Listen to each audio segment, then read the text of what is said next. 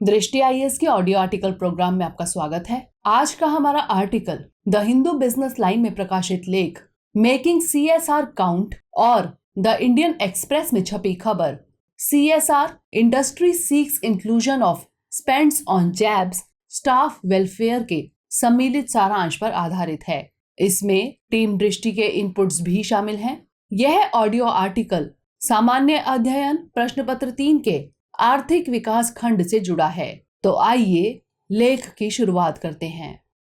हमारे वीडियो अंग्रेजी में देखने के लिए फॉलो करें हमारा ही दूसरा यूट्यूब चैनल दृष्टि आईएएस इंग्लिश।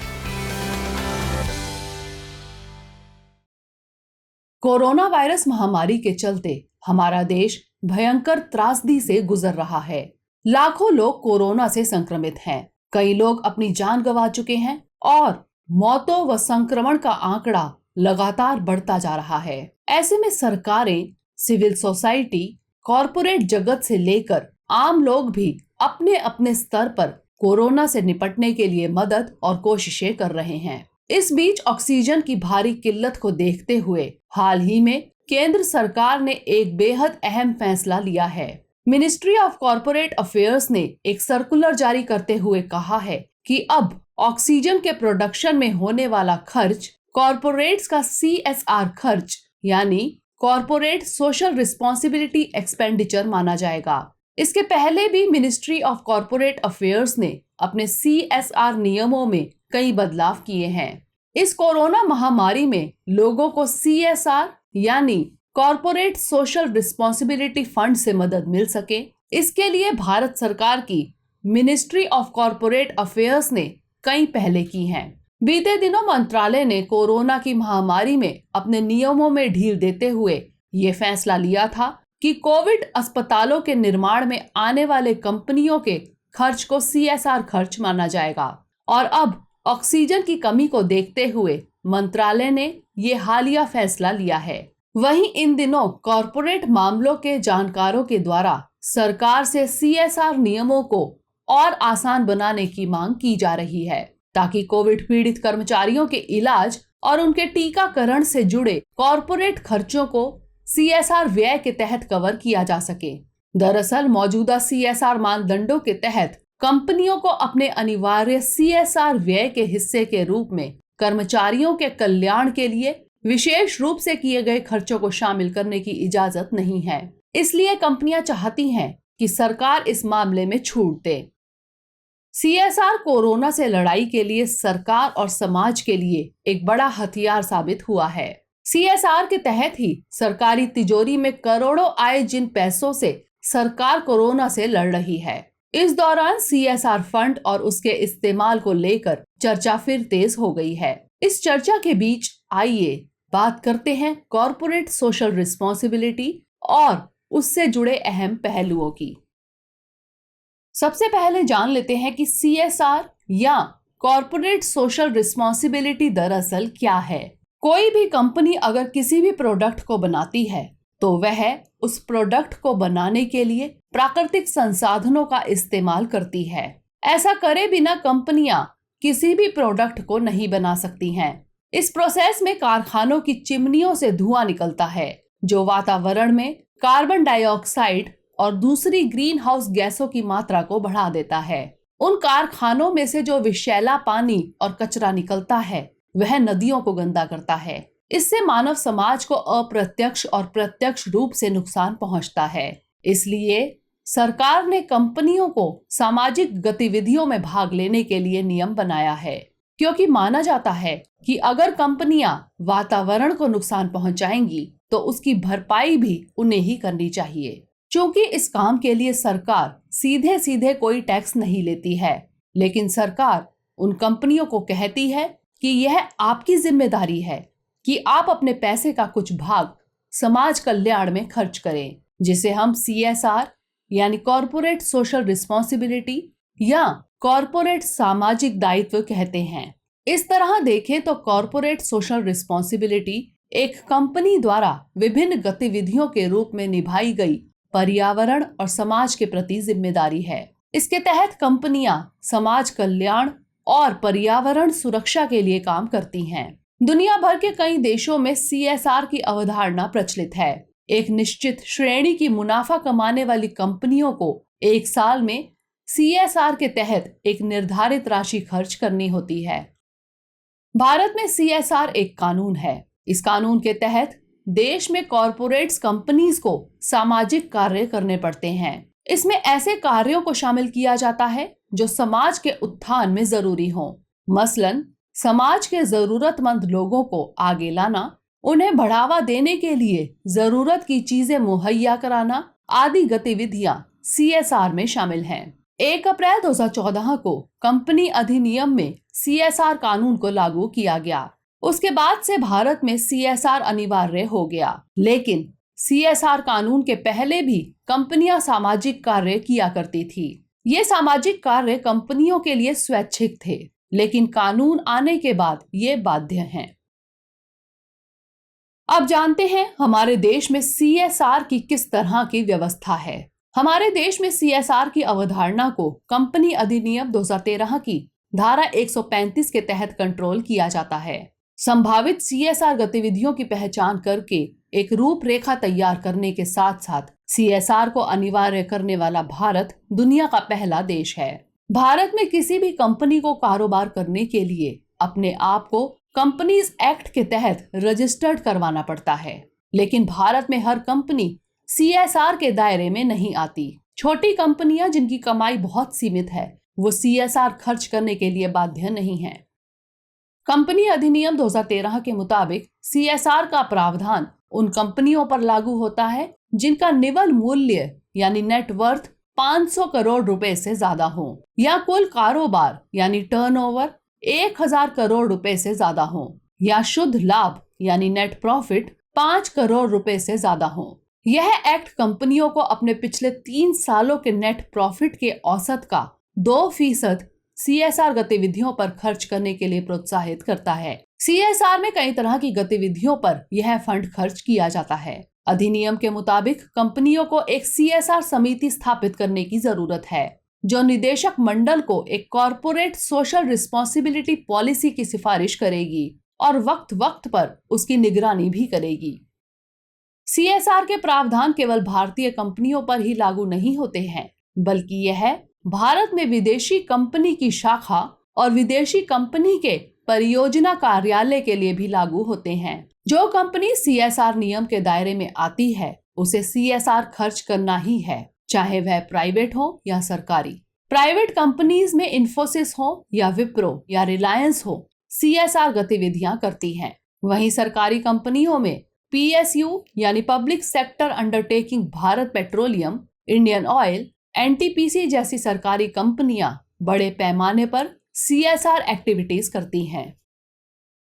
ऐसे में सवाल है कि CSR में कौन कौन सी गतिविधियां शामिल होती हैं। भारत में कंपनियों के लिए कॉर्पोरेट सोशल रिस्पॉन्सिबिलिटी के मानक तय हैं। उनके मुताबिक ही कंपनियों को अपनी CSR संबंधी गतिविधियां चलानी होती हैं। इस मामले में कंपनियों को स्पष्ट दिशा निर्देश कंपनी अधिनियम 2013 के तहत जारी नियमों में दिए गए हैं। नियम के मुताबिक हर कंपनी में CSR समिति होती है। इस समिति और कंपनी के बोर्ड में यह तय होता है कि किसी कंपनी को कौन सी एक्टिविटी कब और कहां चलानी है। इस तरह तय एक्टिविटीज ही CSR के दायरे में आती हैं। इसे लेकर कंपनियों को CSR नीति का पालन करना होता है। CSR समिति के गठन और CSR नीतियों की निगरानी, बोर्ड के निदेशकों की भूमिका आदि को सरकार ने साफ तौर पर परिभाषित किया हुआ है। कंपनी अधिनियम 2013 में उन गतिविधियों की लिस्ट दी गई है जो CSR के दायरे में आती हैं। यह सूची अधिनियम की 7वीं अनुसूची में शामिल है। इन गतिविधियों में शामिल है केंद्र सरकार द्वारा मान्यता प्राप्त शैक्षणिक संस्थानों में स्थित प्रौद्योगिकी इंक्यूबेटरों के लिए फंड मुहैया कराना, शुद्ध पेयजल उपलब्ध कराने के लिए काम करना, मिट्टी, हवा और जल की गुणवत्ता बनाए रखने के लिए काम करना, प्राकृतिक संसाधनों का संरक्षण, पारिस्थितिक संतुलन को सुनिश्चित करना, वनस्पतियों, जीव संरक्षण, पशु कल्याण, कृषि वानिकी का संरक्षण, ग्रामीण विकास परियोजनाएं, जीविका वृद्धि संबंधी परियोजनाएं, राष्ट्रीय धरोहर, कला और संस्कृति की सुरक्षा, जिसमें ऐतिहासिक महत्व वाली इमारतें और स्थल एवं कला शामिल हैं, पारंपरिक कला एवं हस्तशिल्प को बढ़ावा देना और उनका विकास, सार्वजनिक पुस्तकालयों की स्थापना, अनाथालय और छात्रावास की स्थापना, उनके लिए भवन का निर्माण, उनका रखरखाव व संचालन, वृद्धाश्रम की स्थापना, उनके लिए भवन का निर्माण, उनका रखरखाव व संचालन, डे केयर केंद्रों की स्थापना, उनके लिए भवन का निर्माण, उनका रखरखाव व संचालन, महिलाओं के लिए घर और छात्रावासों की स्थापना, ग्रामीण खेलों, राष्ट्रीय मान्यता प्राप्त खेलों, ओलंपिक खेलों और पैरालंपिक खेलों को बढ़ावा देने के लिए प्रशिक्षण मुहैया कराना, स्वास्थ्य एवं स्वच्छता को बढ़ावा देना, असमानता का दंश झेल रहे सामाजिक और आर्थिक रूप से पिछड़े समूहों के लिए काम करना, युद्ध में मारे गए शहीदों की विधवाओं, सशस्त्र बलों के वीरों और उनके आश्रितों के लाभ से जुड़े काम करना। इसके अलावा प्रधानमंत्री राष्ट्रीय राहत कोष या अनुसूचित जाति या जनजाति, महिला, अल्पसंख्यक तथा अन्य पिछड़ा वर्ग के सामाजिक आर्थिक विकास और राहत के लिए केंद्र या राज्य सरकार द्वारा गठित किसी कोष में योगदान आदि। कंपनियों को इन्हीं में से अपने CSR के लिए गतिविधियों का चयन करना होता है। वो CSR गतिविधियां जो केवल कंपनी के कर्मचारियों और उनके परिवारों को लाभान्वित करती हैं, उन्हें CSR गतिविधियों के रूप में नहीं माना जाएगा। पुरस्कार, मैराथन, धर्मार्थ योगदान, विज्ञापन, टीवी कार्यक्रमों के प्रायोजन जैसे कार्यक्रम भी CSR खर्च में मान्य नहीं होंगे। इसी तरह किसी भी राजनीतिक दल को प्रत्यक्ष या अप्रत्यक्ष रूप से किसी भी राशि का योगदान दिया जाना CSR गतिविधि के रूप में नहीं माना जाता है। CSR के तहत देश के औद्योगिक घराने और कॉरपोरेट कंपनीज करोड़ों रुपए खर्च करती हैं। इन पैसों का सीधा लाभ समाज और समुदाय को होता है। चलिए जानते हैं CSR से जुड़े सरकार के कुछ हालिया कदमों के बारे में। भारत सरकार समय समय पर CSR कानून और नियमों में बदलाव करती रहती है। कोरोना महामारी के दौरान सरकार ने CSR से जुड़े नियमों में कई बदलाव किए हैं। कंपनीज अब सीधे अपने CSR फंड को PM केयर्स फंड में दान कर सकती हैं। हालांकि केंद्र सरकार ने साफ कहा है कि राज्य सरकार को दिया गया फंड CSR के दायरे में नहीं आएगा। पिछले साल यानी 2020 में कॉरपोरेट कार्य मंत्रालय ने कंपनियों को कोविड-19 से जुड़े राहत कार्यों के लिए CSR फंड खर्च करने की इजाजत दी थी, जिसमें निवारक स्वास्थ्य देखभाल और स्वच्छता व कोविड दवाओं, टीकों और चिकित्सा उपकरणों के अनुसंधान और विकास आदि शामिल हैं।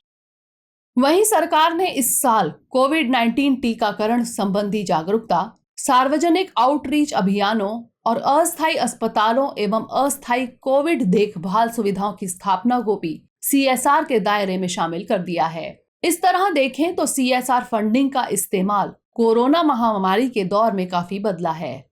आपको बता दें कि भारत सरकार ने वर्ष 2018 में इंजेती श्रीनिवास की अध्यक्षता में कॉरपोरेट सोशल रिस्पॉन्सिबिलिटी पर उच्च स्तरीय समिति का गठन किया था। इस कमेटी ने 2019 में अपनी रिपोर्ट सौंपी थी। इस समिति ने CSR की खर्च ना की जा सकी रकम को अगले 3 से 5 सालों की अवधि के लिए आगे बढ़ाने की सिफारिश की है। समिति ने कंपनी अधिनियम के खंड 7 को संयुक्त राष्ट्र के सतत विकास लक्ष्यों के अनुरूप बनाने की सिफारिश की है। साथ ही 5 करोड़ रुपए या इससे ज्यादा धन राशि वाले CSR के लिए इम्पैक्ट असेसमेंट स्टडीज यानी प्रभाव आकलन अध्ययन भी शुरू करने की सिफारिश की भी गई है। आपको बता दें कि CSR परियोजनाओं के द्वारा लक्षित लाभार्थियों और उनके आसपास के पर्यावरण पर पड़ने वाले प्रत्यक्ष और अप्रत्यक्ष परिवर्तनों का मूल्यांकन प्रभाव आकलन अध्ययन कहलाता है। यह परियोजना से जुड़े हितधारकों को परियोजना के असर और नतीजों को समझने में मददगार होता है। सरकार इन सिफारिशों को लागू करने की दिशा में काम कर रही है। हालांकि CSR खर्च को लेकर कई बार कंपनियों पर आरोप लगते रहते हैं कि वे CSR फंड खर्च के मामले में धांधली करती है। ऐसे में सवाल है कि CSR से जुड़ी चुनौतियां क्या-क्या हैं और इसकी आलोचना क्यों की जाती है। माना जाता है कि पारंपरिक रूप से CSR कंपनियों और समाज दोनों के लिए ही काम करने में असफल रहा है। आमतौर पर देखा गया है कि यह कोर बिजनेस मॉडल से ही जुड़ा रहा है और समाज को वास्तविक लाभ नहीं पहुंचा सका है। इसलिए निजी क्षेत्र की सामाजिक उत्तरदायित्व को पूरा करने की भूमिका पर लगातार सवाल उठाए जाते रहे हैं। अधिकतर यह आलोचना की जाती है कि कंपनियां सामाजिक निहितार्थों की उपेक्षा करती है। कंपनियां व्यापक सामाजिक प्रभावों और लाभों पर ज्यादा विचार किए बिना केवल अपने फायदे और ब्रांडिंग के लिए ही काम करती है। CSR गतिविधियों के नाम पर केवल खाना पूर्ति की जाती है। कंपनियों में सेवा प्रदान करने की इच्छा का अभाव देखा जाता है। कंपनियों द्वारा फंड इकट्ठा किया जाता है और डोनेशन भी दिया जाता है, लेकिन इस दौरान ग्राउंड लेवल पर कंपनियों की कार्यप्रणाली पर बहुत कम ध्यान दिया जाता है। अक्सर देखा जाता है कि कंपनियों द्वारा CSR का पालन अपने फायदे के उद्देश्यों को पूरा करने के लिए किया जाता है, क्योंकि इससे समाज में उनकी छवि को बढ़ावा मिलता है। इसका फायदा वे अपना बिजनेस बढ़ाने के लिए करती है। आलोचना का एक बिंदु यह भी है कि ज्यादातर कॉरपोरेट CSR के लिए विशेषज्ञों की नियुक्ति नहीं करते या उनमें क्षमता का अभाव होता है। इससे CSR की क्षमता प्रभावित होती है। एक चुनौती असंतुलित CSR खर्च भी है। अधिकांश CSR फंड को शिक्षा एवं स्वास्थ्य जैसी कुछ ही गतिविधियों पर खर्च किया जाता है और कंपनियां इन सेक्टर्स में काम कर रहे विशेषज्ञ संगठनों या फिर अपने स्वयं के उद्यमों को दान देती है। स्वच्छता, अवसंरचना आदि अन्य क्षेत्रों पर CSR का बहुत कम भाग ही खर्च किया जाता है। यह भी देखा गया है कि भारत में अधिक विकास की जरूरत वाले राज्यों को छोड़कर खर्च की गई राशि केवल कुछ राज्यों में ही केंद्रित है। इसके अलावा सरकारी हस्तक्षेप कभी कभी CSR परियोजनाओं में मंदी का कारण बनता है। ऐसे में सवाल है कि आखिर क्या हो आगे की राह। कॉरपोरेट सोशल रिस्पॉन्सिबिलिटी फंड की मदद से देश में बड़े पैमाने पर बदलाव हो रहा है। यह देश के लोगों के बीच आर्थिक विकास, सामाजिक समावेशन, स्वास्थ्य, शिक्षा और व्यवहार में बदलाव लाने में भी अहम भूमिका निभा रहा है। CSR कानून को सफल बनाने और देश के सामाजिक आर्थिक विकास के लिए CSR फंड्स का बेहतर उपयोग करने के लिए मौजूदा खामियों को दूर करने की जरूरत है। खास तौर पर शिक्षा और स्वास्थ्य के अलावा अन्य क्षेत्रों में भी CSR गतिविधियां बढ़ाने की दरकार है। ऐसे ही कुछ मानक और ऑडिट सिस्टम बनाने की जरूरत है जो यह बता सकें कि CSR एक्टिविटी से समाज को कितना फायदा हो रहा है और उसमें किन सुधारों की जरूरत है। कंपनियों को पिछड़े राज्यों के सुदूर क्षेत्रों में CSR गतिविधियां बढ़ाने के लिए प्रोत्साहित किया जाना चाहिए। इसी तरह कोविड महामारी से निपटने और टीकाकरण अभियान में CSR की अहम भूमिका हो सकती है।